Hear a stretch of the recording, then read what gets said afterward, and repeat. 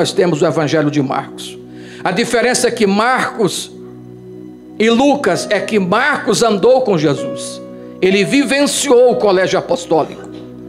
Lucas não. O Evangelho de Lucas, ele tem um cuidado maior intelectual do que os demais.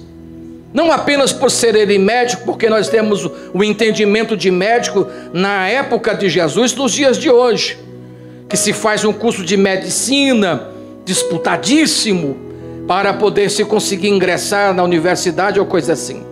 Verdade é que ser médico naquele tempo era alguém dado desde a infância às plantas, ao cuidado do enfermo, e assim ele ia se tornando, dentro da sua aldeia, da sua região, aquele que trabalhava em favor da saúde do povo. Fato é que ele agora não se preocupa só com a saúde física, mas com a saúde espiritual também. Aleluia, louvado seja Deus. Lucas, ao escrever essa narrativa, ele traz para nós aqui algo muito forte para se pensar. Na verdade, o capítulo 15 de Lucas inicia no capítulo 14, quando Jesus está curando um homem num dia de sábado, e as pessoas ficam lá querendo de alguma forma prender ou matá-lo. Ele então pega e diz: quem de vós, falando aos fariseus, tendo um boi caído, espera para segunda-feira, domingo acudir? Não vai acudir na mesma hora, quanto mais um filho de Abraão. Jesus então começa a fazer uma série de parábola. Entenda uma verdade: parábola não é doutrina bíblica, é uma exemplificação, é um conto, é uma forma de expressar uma verdade universal, mas não é doutrina bíblica. Muito cuidado ao ler o texto e não conseguir entender o que de fato passa o texto e passar apenas o que nós pensamos. Nós precisamos sair dessa geração do achismo e passarmos a viver o que a Bíblia diz, porque a Bíblia não falha, louvado seja Deus. Uma geração que se prepara para o Enem, para o vestibular, lê livros e mais livros, matérias e mais matérias da internet, assiste videoaulas, mas não consegue ler a Bíblia pelo menos 3 vezes na vida. A Bíblia não é para ser colocada debaixo do suador como um amuleto, ou deixar aberta na cabeceira da cama, porque ela não expulsa demônio e nem tira marolhado, mas a palavra que tem nela expulsa, a palavra que tem nela liberta, transforma, edifica. Conhecereis a verdade e a verdade vos libertará. Aleluia, aleluia, louvado seja o eterno Deus. Ao ler a Bíblia a primeira vez, você consegue perceber que tem muita coisa que não dá para entender, porque você lê uma coisa e de repente para, daqui a pouco você lê lá na frente, parece estar falando daquilo que estava lá atrás. Quando você lê a segunda vez, tudo se encaixa. Quando você lê a terceira vez, a Bíblia parece que se revela todas as vezes que você vai lendo, louvado seja Deus. No meu site, hoje eu não estou hospedando mais, eu coloquei por cerca de quase 8 anos um método de leitura da Bíblia em 90 dias. Apenas 12 capítulos por dia, 6 de manhã, 6 de tarde. Você lê toda a Bíblia em 90 dias. Não é para competir, é para receber. Porque se você tiver direito a uma herança e você tiver que ler um monte de coisa para saber, você vai ler, porque você tem na mente que você vai se beneficiar com aquilo. Agora você vai ler para receber a herança da vida eterna, que não tem ouro e nem prata no mundo inteiro que pague a salvação da tua alma. Nossa geração precisa voltar-se para Deus. Quando Jesus está falando aqui, ele está falando para a mente pensante da igreja judaica. Você percebe que no final do capítulo 14, Jesus está dizendo que nenhum rei sai para a guerra sem contabilizar os inimigos que vêm. Se vier 20 mil soldados, ele tiver só 10 mil, ele não vai conseguir vencer. Ele vai ter que fazer um acordo de paz antes que os soldados cheguem contra ele. Então Jesus está falando, de repente, no comecinho do capítulo de número 15, no texto que li, nós encontramos os fariseus querendo apertar Jesus. Aí Jesus então vai falar para esse povo. Entenda que É uma sociedade machista patriarcal. Os costumes deles não estão inerentes apenas à lei de Moisés, mas estão encravados nos códigos de Hammurabi, na lei de Italião, coisas que vêm lá de trás, que exercia influência muito forte na religiosidade daqueles que se diziam pais da igreja, ou aqueles que eram os profetas daquela geração que aguardavam o Messias, mas que renegavam aquele que de fato era e que estava diante deles. Sendo assim, Jesus vai falar sobre valores a estes homens. Quando ele fala da ovelha que se perde, ele está falando do meio econômico que eles vivem, porque a economia da época era basicamente a agricultura e a guerra. E na agricultura existia tanto o plantio de grãos quanto a criação de animais. Animais de pequeno porte era muito comum, porque não se chove. Então, se fica 2, 3 anos sem chover, dificilmente a relva cresce para alimentar, por exemplo, um boi, um cavalo. Raramente você vai ver a expressão cavalo em Israel. O fato é que Salomão diz: te comparo com as éguas de Faraó, porque tinha que trazer alimento lá importado do Líbano, que vinha de navio, para alimentar. Tamanho era a despesa para ter tais animais. Quando Paulo faz uma excursão contra a igreja, ele não faz em nome de César e nem na coroa romana, ele faz por Caifás e Anás, sacerdote, sumo sacerdote em mérito, que são escravos. Essa geração está escravizada desde aquele tempo que a Síria lá contendeu, depois ela mesma foi escravizada e veio acabar aqui nas cruzadas de Alexandre o Grande, e agora estão aqui nos dias de Jesus escravizados por Roma. Então é uma cruzada solitária de homens que não têm posse, dinheiro para sustentar Saulo de Tarso nesta empleitada. Então é impossível que ele está a cavalo, ele está a pé. Quando ele cai no clarão, você vê que eles pegam ele pela mão.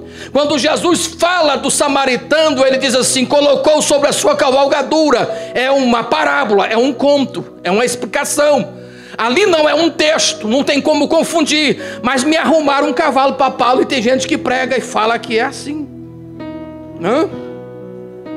Por isso que é importante lermos a Bíblia, entendermos o que um contexto, para podermos falar de fato com base no que está sendo colocado para nós. É importante nós entendermos que uma ovelha que se perde, para quem não tem muito, é muito dinheiro perdido. Por isso que ele diz: quem de vós, tendo 100 ovelhas, perdendo uma, não guarda com diligência 99 e vai atrás da que se perdeu? Ele está falando de valores, de dinheiro aqui. Aí ele vira completamente a situação e põe a mulher no meio. Ele disse assim: qual a mulher que, tendo 10 dracmas, perdendo uma, não busca com diligência até achar? Acende uma candeia, varre a casa, e achando, chama as amigas e vizinhos e diz: alegrai-vos comigo, porque achei a dracma que perdi. Ele não está falando de dinheiro, ele está falando de sentimento.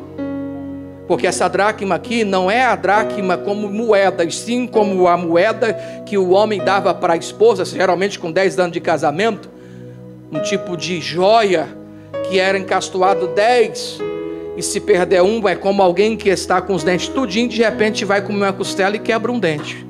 Fica banguela, irmão, fica ruim. Esse negócio aí do povo usar máscara, pastor Abel, ficou bom, né? Tinha um probleminha no dente lá, punha a máscara que ninguém via, né? Mas não tem como colocar uma máscara na testa, irmã Dani, né? Porque a tiara caía, as moedinhas ficavam aqui, sumiu uma, perdia. Por que sumiu? Porque deixou de usar. Por que deixou de usar? Porque deixou de andar com o marido. Então Jesus está falando sobre problemas no lar, sobre perdas na vida sentimental. Jesus vai mais fundo. Ele está falando com os homens que se diziam serem super crentes, cheios de Deus, detentores da verdade. E ele diz assim: olha, certo homem tinha 2 filhos. Quantos filhos? Irmão, para um judeu ter um filho era mais do que uma obrigação.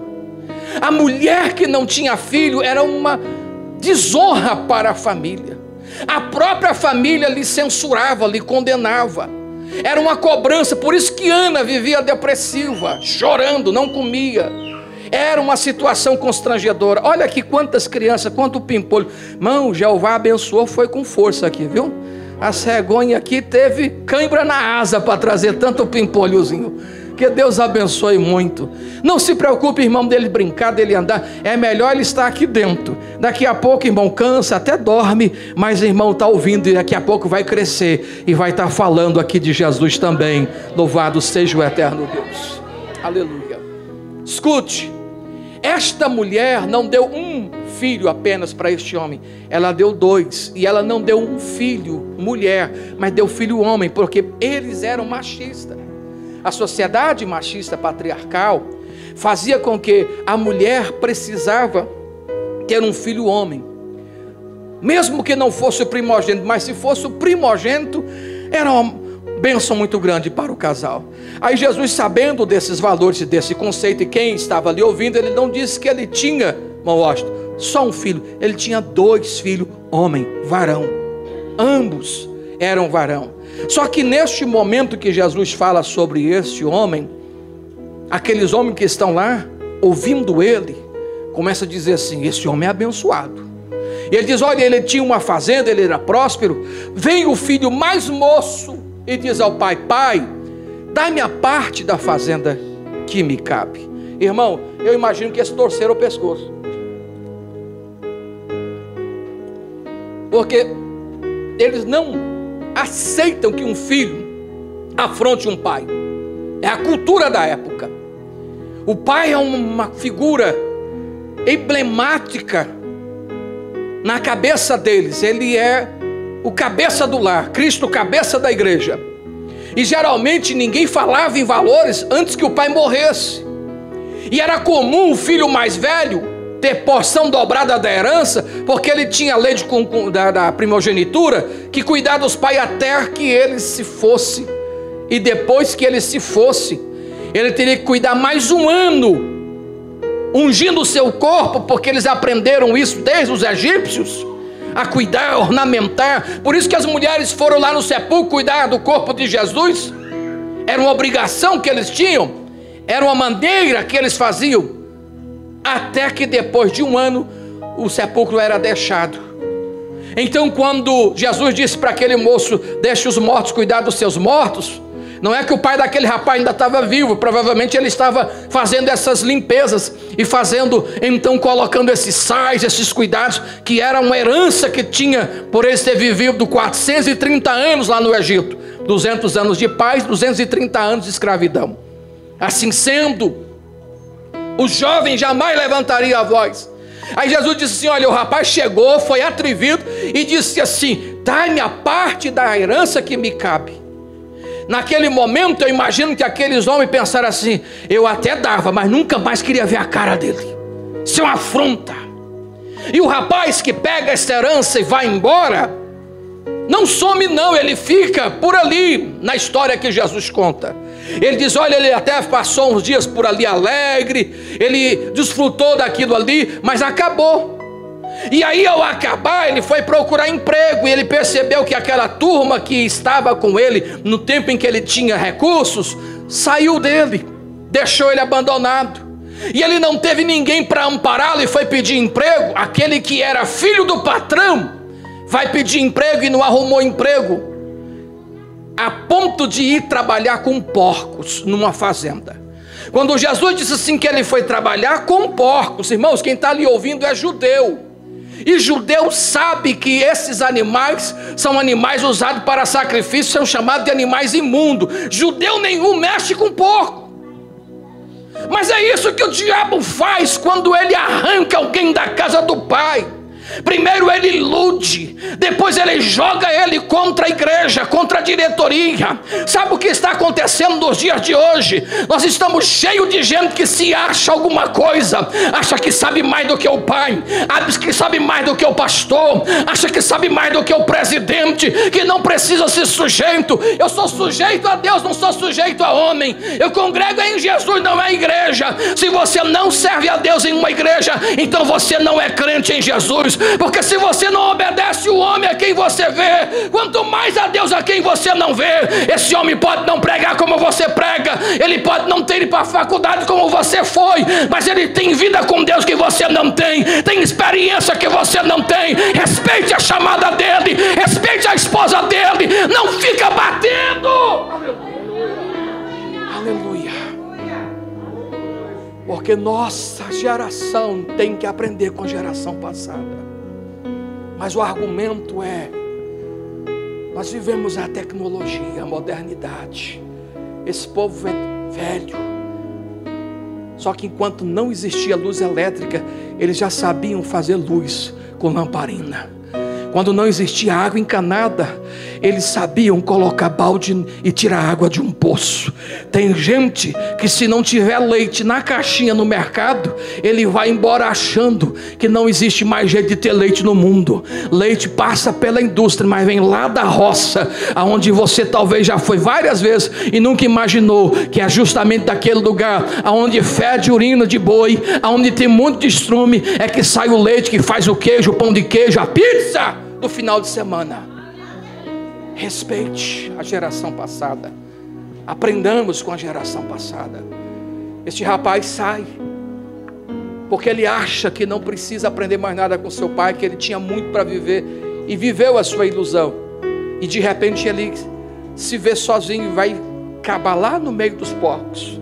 É algo humilhante, degradante, porque é isso que o diabo faz. Ele humilha, ele pisa, ele degrada. Você acha que teu amigo que fica falando para você: vamos para a pecuária, vamos tomar uma cerveja, vamos dar um tapa num baseado, babaca, deixa de ser bobo, seu pastor é careta, ele não tem nada a ver com você não. Ele vai falar, sabe por quê? Porque ele sabe que você tem o que ele não tem. Você tem paz, você tem alegria, você tem esperança. Mas é mais fácil derrubar você do que largar os laços com o pecado e passar para o teu lado. Mas diga como disse, aleluia, Nabote: eu não vendo a minha salvação, eu não troco a minha salvação, eu não entrego, eu morro, mas para mim o viver é Cristo. Levante a mão e adore a Ele, oh geração abençoada, aleluia. Aleluia, aleluia.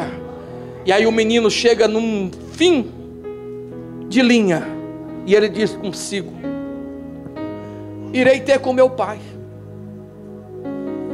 Quantos jornaleiros, aqueles homens que trabalham por empleita, por jornada, têm abundância de pão e eles só passam uma jornada por lá e vai embora. E eu que sou filho, estou passando fome, querendo comer lavagem. Vou voltar e vou dizer a meu pai: pai, pequei perante o céu e perante ti, e já não sou digno de ser chamado teu filho. Aleluia, meus irmãos.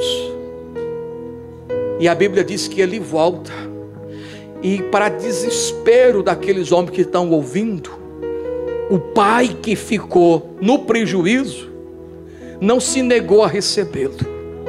Eles ficam mordidos, porque se esse fosse meu filho, eu não queria nem ver. Um bom judeu pensava assim.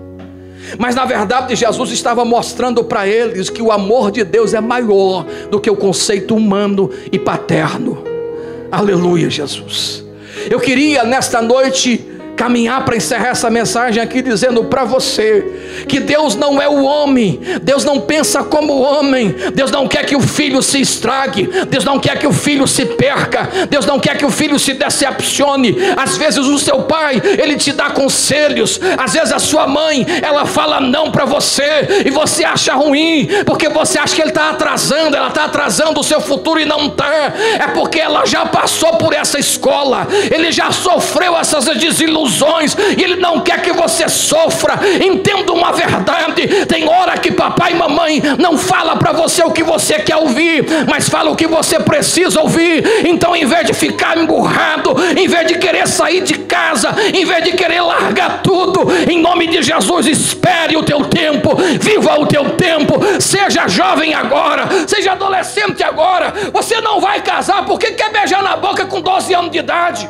Você não vai casar, não tem nem o primeiro emprego, porque está querendo namorar com 15 anos de idade. Vai fazer o vestibular, vai começar a tua vida, vai tirar a tua carteira, porque quando chegar o tempo, você vai ser abençoado, porque Deus não vai deixar você para trás na caminhada. Não pule etapas. Aleluia. Aramanacafo, remicondecaço. Aleluia. Demanto, remiando, cofai. Chega agora Jesus e diz: olha, ele foi lá pedir perdão, porque ele pecou perante o céu, porque ele pecou contra Deus, contra seu pai. E ele diz: eu não sou digno de ser chamado de seu pai, de seu filho, melhor dizendo. E quando ele achava que o pai ele ia colocar para morar ali de agregado e dar um serviço qualquer, ele é surpreendido quando o pai corre, o abraça e o beija. Ele não só faz isso, mas ele manda lhe colocar vestes que lhe destaca. As vestimentas do filho do dono é diferente dos demais da casa. O crente, ele não vive, aleluia, igual o mundo. As vestimentas do filho de Deus é diferente dos filhos do mundo.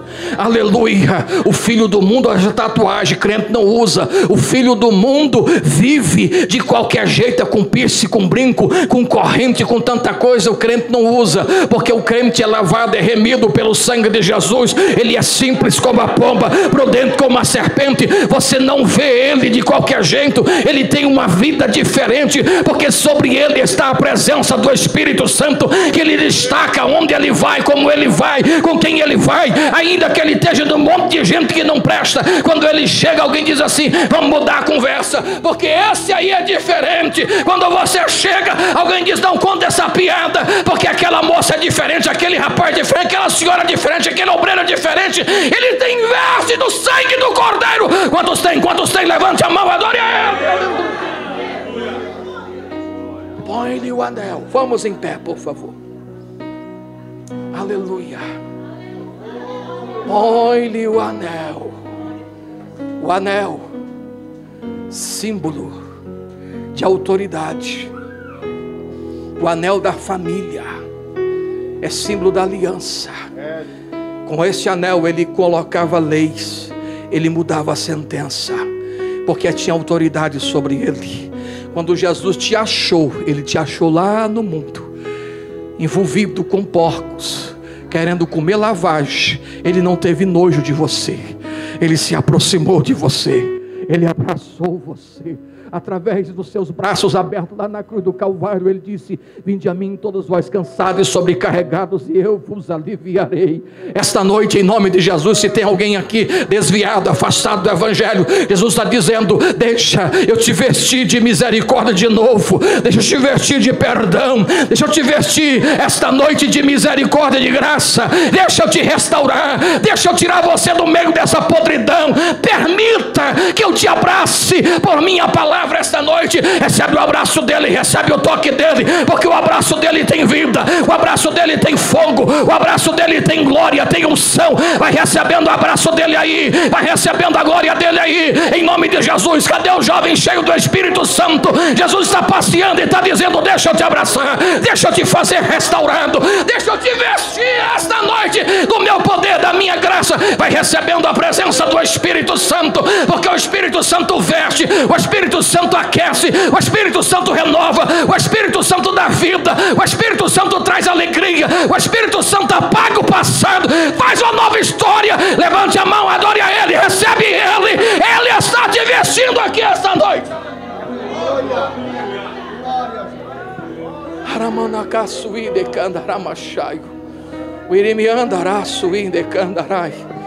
Aleluia. Aqueles judeus que estão ouvindo ele ficam horrorizados, porque o mundo não conhece Deus. Fala de Deus, mas não entende Deus. Eles não entendem porque que nós nos chamamos de servos de Deus, porque que eles não entendem que essa juventude não está lá nas bagunças da vida, porque todas as coisas me são lícitas, mas nem tudo me convém. Eu preciso ir para o céu, eu quero ir para o céu, e eu quero te ver lá também. Aleluia. É por isso que você pode, mas não faz. Você veio aqui, porque aqui é a casa do teu pai. Aqui tem perdão, tem aconchego, tem alegria, tem vida, tem festa. Aleluia. Porventura tem alguém afastado do Evangelho, que ouviu esta palavra e aceita Jesus como Salvador da tua alma, quer reconciliar com Jesus, sai do teu banco, vem aqui à frente. Alguém vai vir com você, você não vai vir sozinho. Eu te convido em nome de Jesus essa noite a voltar aos braços do Pai, a voltar a viver uma vida de verdade com Deus. Eu sei que Deus está bradando aqui neste lugar. Eu sei que Deus tem coisa grande. Esta palavra é resposta de Deus para muita gente que está se sentindo lá embaixo, incapaz, vencido. Porque é assim que ele se sentia. Aleluia. E ele fica mais irritado quando ele manda fazer um bezerro cevado. E de repente faz uma festa, e o outro filho que não saiu, que não pediu nada, chega e se indigna. E eles ficam todos ali dizendo: esse rapaz está certo, o pai errou, não tem que ir para a festa mesmo não, tem que receber esse meu irmão. Acabou com tudo que era dele, agora vai voltar, vai ser filho. Pegou a veste, ele vai receber de novo herança, vai prejudicar o rapaz. Maldizia Jesus a eles, que eles eram o irmão mais velho, e que nós, a igreja, somos os irmãos mais novos.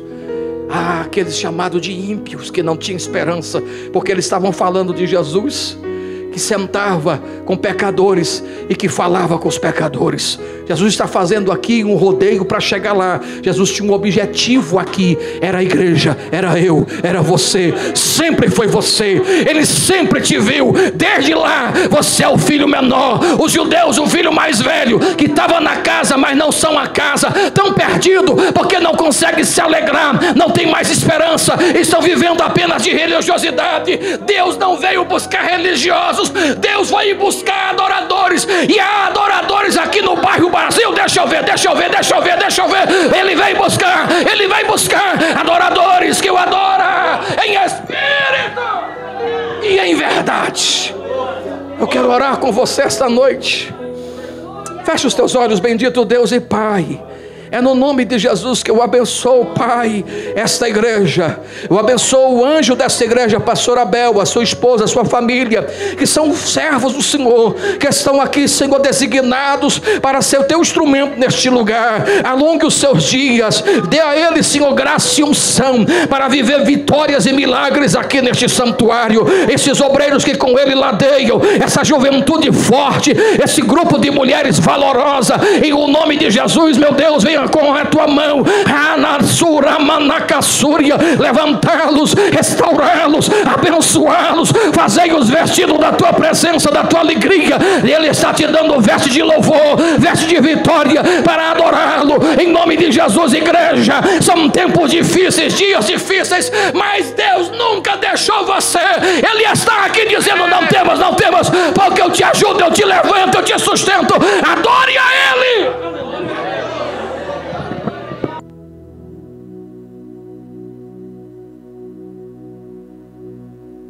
Que maravilha, né, amados? Pode tomar o seu assento, por favor. Tempo muito curto, mas eu vou prometer para o pastor Ribamar, eu vou te trazer outro dia que você vai ter mais tempo. 3 minutinhos tá bom, pastor. Não tem dificuldade não. Fique à vontade. Não, nós precisamos ouvir palavras. Precisamos ouvir. Não, é desse jeito mesmo. Tira de quem tem. É verdade? Tira de quem tem. Quem tem a gente tira, quem não tem, não tira. Mas que Deus complete cada dia a tua alegria, o teu gozo, o teu ministério, e que continue sempre assim, trazendo um pão celestial para o teu povo. Vamos ouvir os avisos?